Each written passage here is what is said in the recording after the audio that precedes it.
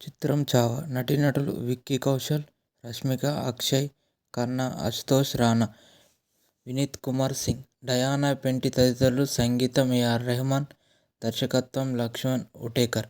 విడుదల 14/2/2025.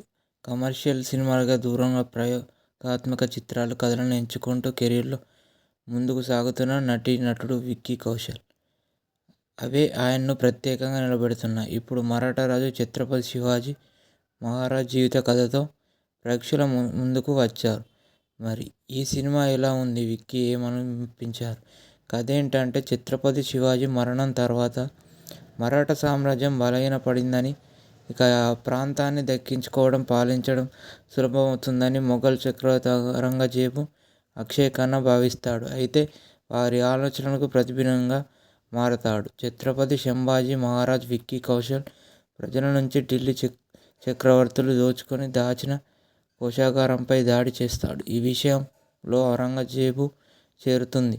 దక్కన్లో బలం పుంజుకుంటున్న సంభాజీని కట్టడి చేసేందుకు తానే స్వయం సైన్యంతో రంగంలోకి దిగుతాడు. శక్తివంతమైన మొఘల్ సేనను సంభాజీ ఎలా ఎదుర్కొన్నాడు? ఈ క్రమంలో అతడికి ఎదురైన పరిస్థితులు ఏంటి?